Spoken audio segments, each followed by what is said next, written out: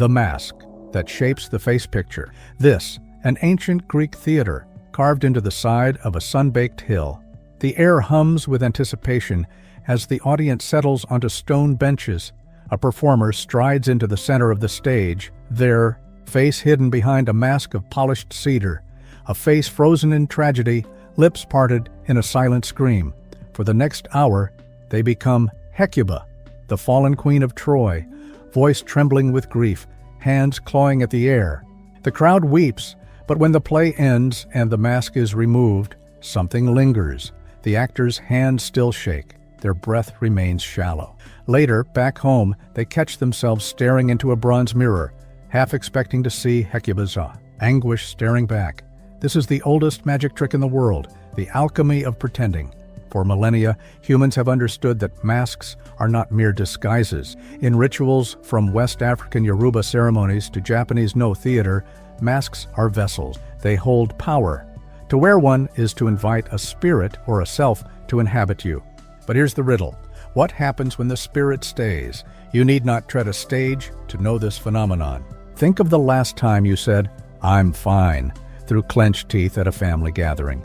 Or the moment you forced a laugh at a joke that hollowed you out. These are micro-masks, fleeting performances. Yet even these leave traces. Consider a young woman named Clara, who at 22 took a job she feared she'd fail.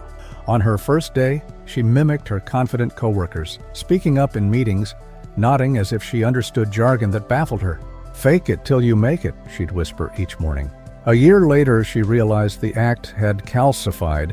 Colleagues described her as fearless. She no longer needed to fake it. The mask had grafted to her skin.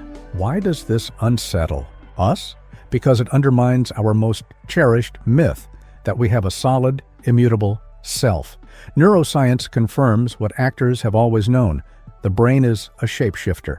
When you adopt a new role, even superficially, your neural pathways begin to rewire. Mirror neurons fire, empathy circuits activate. You don't just act kind. You start noticing opportunities to be kind. The mask becomes a tutor, but there's a darker edge to this magic. The 19th century philosopher Søren Kierkegaard warned of the crowd self, the version of you forged by others' expectations. Every time you say, "This isn't really me," while playing a role, you're drawing a line in the sand. Yet, with each performance, the tide of habit washes that line away. Parents know this intimately. How many have slipped into the persona of provider or nurturer, only to wake decades later, strangers to their own dreams? Yet here's the paradox. Masks are also tools of liberation. Take the case of Malcolm X, who, as a young Malcolm Little, imprisoned and angry, decided to act as if he were a scholar. He copied the entire dictionary by hand, word by word, adopting the cadence of an educated man. That performance didn't just change his speech, it reshaped his worldview, his purpose, his destiny. The mask became a manifesto. So, where does the performance end and the self begin? Jung argued that the persona, Latin for mask, is necessary, a protective layer between the raw psyche and society's demands. But he also warned of inflation, the collapse of the self into the role. Like a child who wears a superhero cape so long they forget their own name. This is the knife's edge we walk. To refuse all masks is to live in perpetual vulnerability, a snail without its shell. To cling too tightly to them is to suffocate. Perhaps the truth lies in the ancient Etruscan burial rites, where masks of the deceased were cast not to hide their faces, but to preserve their essence in clay. A mask, then, is neither lie nor truth. It's a question. Who might you become?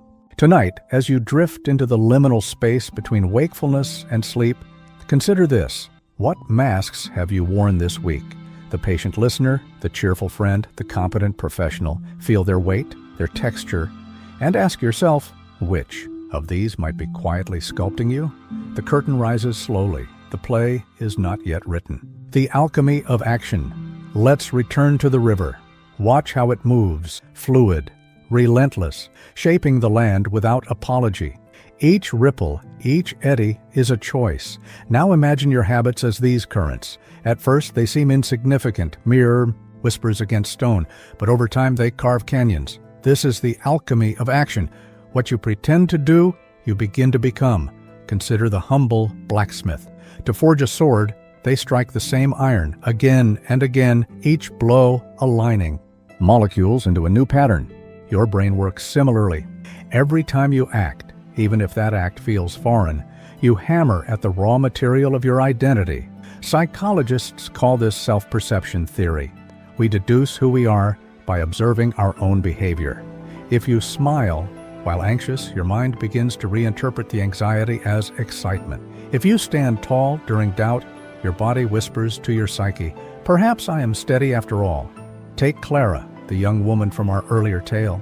Each morning, she rehearsed. Confidence like lines in a play. She lingered in doorways to mimic her assertive co-workers, nodded in meetings she didn't fully understand, and laughed a half-second longer than felt natural. At first, it exhausted her, but slowly, something shifted. Her brain began to rewire. Mirror neurons, those tiny emissaries of empathy, fired when she mirrored others' calm. Dopamine, the brain's reward chemical, trickled in each time she performed decisiveness. The mask of confidence became a mold, and her mind poured itself into it. But here's the twist. This process is indifferent to intention. It works even when you resist. A 1973 study asked participants to write essays defending opinions they opposed. Over time, many began to believe their own arguments. The act of writing, the sheer repetition of words, softened their conviction. Like water smoothing stone, action erodes resistance. Yet this is not mere biology, it's philosophy in motion. Aristotle argued that virtues are not innate, they're practiced. Courage is forged by choosing bravery when fear grips you. Kindness grows by prioritizing others' needs, even when inconvenient. You become just, he wrote, by doing just things. The ancient Stoics took this further. They ritualized negative visualization, imagining loss to cultivate gratitude. By pretending to lose what they loved, they rewired their brains to cherish the present. But what of the shadows? For every Clara, there's someone trapped in a role they never chose, a man who spent years laughing at cruel jokes to fit in, only to find his own humor laced with bitterness. A caregiver who buried her rage so deeply she forgot how to feel anything at all. This is the double edge of the alchemy. Repetition solidifies, for better or worse. Cognitive dissonance, the gnawing tension between action and belief, either resolves into transformation or calcifies into self-betrayal. How then to navigate this? The key lies in ritual. Anthropologists note that rituals, repetitive symbolic acts, are how cultures sculpt collective identity. You too can ritualize your pretenses. A writer who dresses in a blazer to work at her kitchen table, tricking her brain into author mode. A grieving man who lights a candle each evening and acts as if he remembers joy, until one day he does. These are not deceptions. They are deliberate strokes of the chisel. So tonight, ask yourself, what tiny acts are you repeating? Are they carving valleys or digging trenches? And what might happen if tomorrow you pretended, just for an hour, to be the version of yourself you most wish to meet? The current is always moving. You need only step into the stream. The existentialist's dilemma. Imagine standing before a block of marble. You hold a chisel. The sculptor's question echoes. What waits inside this stone? Is the statue already there, hidden, waiting to be revealed? Or does it only exist once? You strike? This is the existentialist's riddle. Jean-Paul Sartre insisted we are not born with an essence, a predetermined soul or purpose. Instead, we create ourselves through action. Man is nothing else but what he makes of himself, he wrote. But here's the terror. If you are both sculptor and stone, where do you begin? Let me tell you about Amir. At 30, he quit his corporate job to become a painter.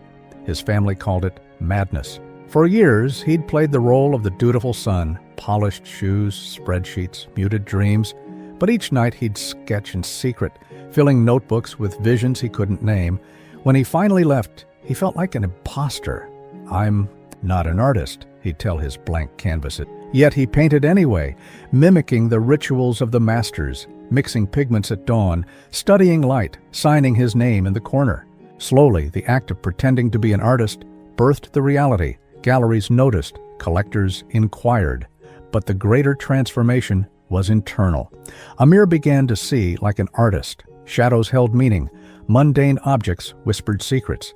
The mask had taught him a new way of being, yet not all self-carving ends in liberation. Consider the opposite. Lena, who buried her love of microbiology to become a lawyer, as her family expected. She mastered the role. Power suits, sharp retorts, a laugh that rang hollow in courthouse halls. Decades later, she stood before a microscope at a science fair, her granddaughter's project, and felt a grief so sharp it stole her breath. She had chiseled away so much of herself that only a ghost remained. This is the existential tightrope. Sartre called it condemned to be free. Every choice opens some doors and burns others. To pretend is to choose a path knowing it may lead you astray, or worse, make you forget you ever had a map.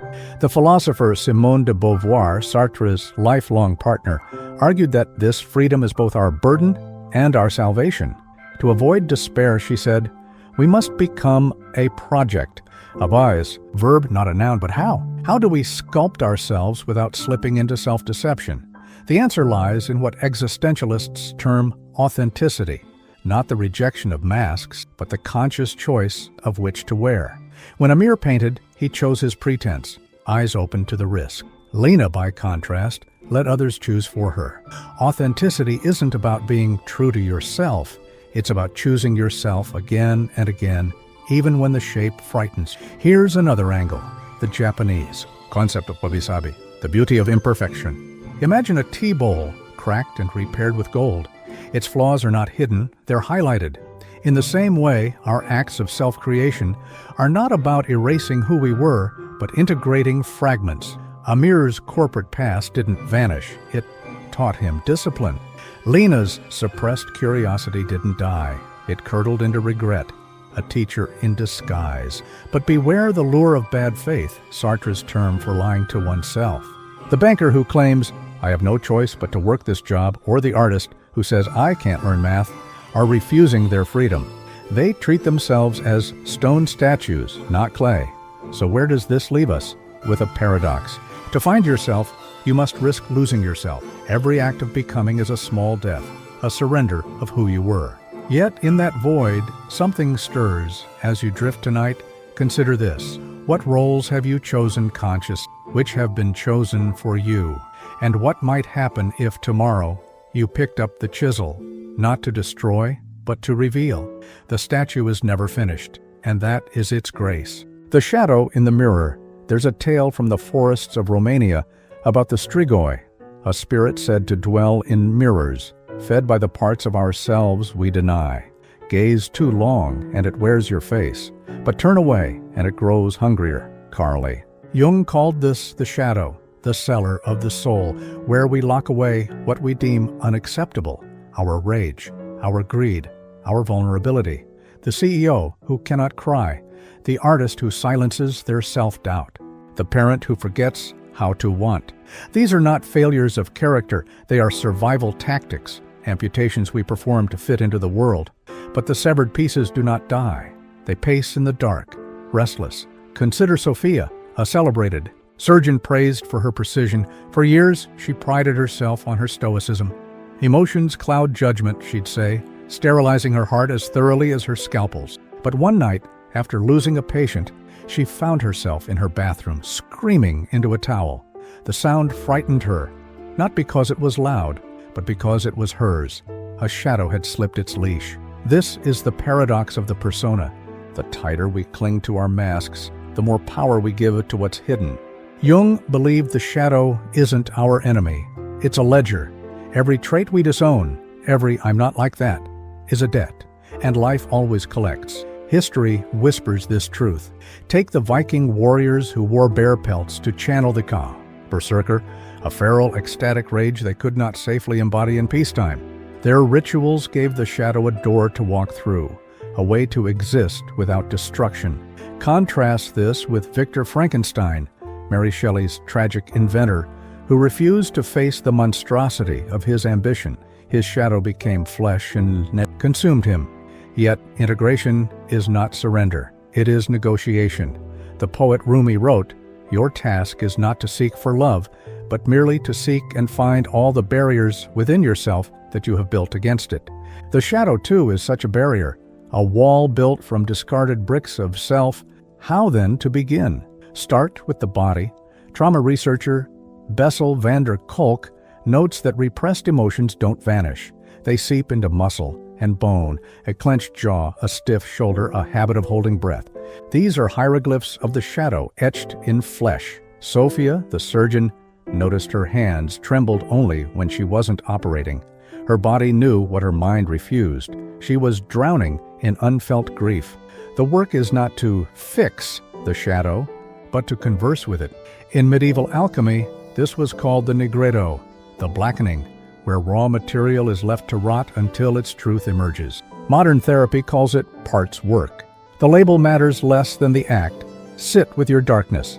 Ask it, "What do you need me to know?" Here, the Japanese art of kintsugi offers a clue. A broken bowl repaired with gold becomes more than its original form.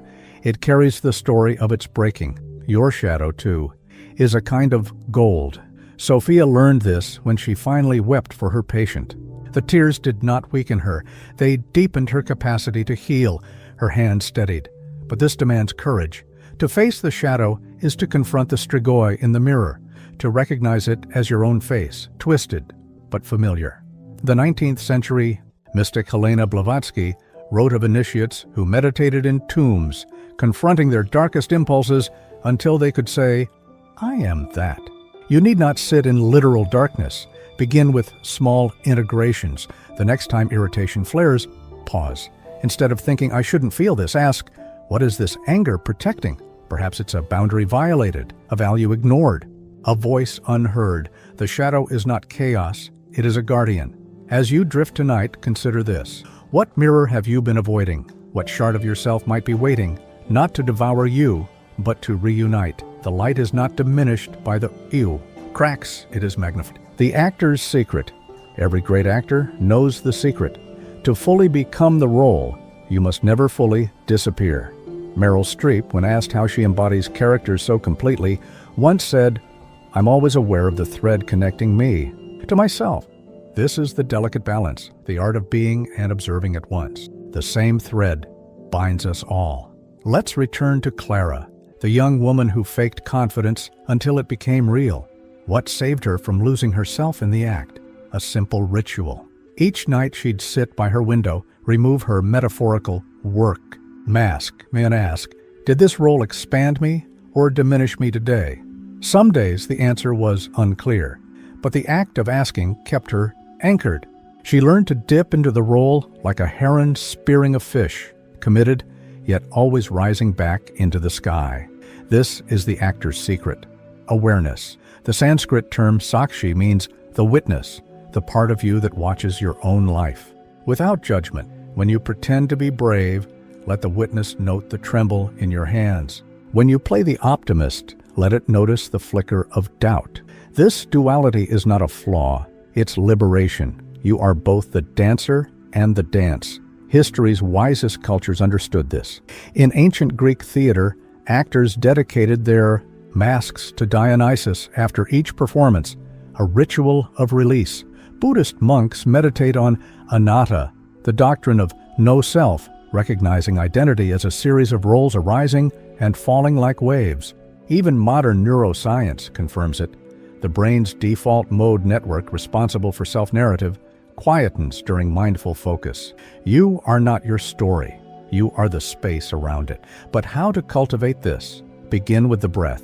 In Japanese no theater, performers spend years mastering the kokoro no ibuki, breath of the heart. Before donning their masks, they inhale deeply, exhaling into the hollow wood, infusing it with intention. You too can breathe into your roles. Before a difficult conversation, pause. Feel the weight of the mask you're about to wear. Then, as you exhale, whisper, "This is a choice, not a cage." Yet some roles cling like smoke. Consider method actors like Heath Ledger, who lost himself in the Joker's chaos, or Marilyn Monroe, who blurred into her own icon. Their tragedies warn us. Without the witness, the mask becomes a prison. The line between playing a role and being devoured by it is drawn in breath, in pause, in the quiet moments between acts. Here, the Japanese concept of ma, the space between, offers guidance. Ma is the silence between notes that makes music, the pause between words that gives them meaning. In your own life, ma is the moment after removing a mask when you ask, "Who am I now?" It's in this space that transformation transcends pretense. Think of a child playing pretend. A stick becomes a sword, a blanket, a cape. They know the sword isn't real, yet they believe in it. This is the sacred paradox. The child's power lies not in delusion, but in fluidity. They are fully immersed, yet fully aware of the game. As we age, we forget how to play. We conflate sincerity with rigidity. But what if sincerity is simply wholeheartedness in whichever role we choose? Rumi wrote, "You are not a drop in the ocean, you are the entire ocean in a drop." Each role you play is a facet of that ocean, a temporary shape, bound by time and need. The CEO, the lover, the caregiver, the rebel. None are false, none are final. So tonight, as you hover between waking and dreaming, consider this. You are not becoming someone else. You are exploring the vastness of your own ocean. Each brave pretense, each conscious role is a current revealing new depths. The curtain never truly falls. The masks change. The play goes on, and you, breathing, witnessing, choosing, are forever both the actor and the audience.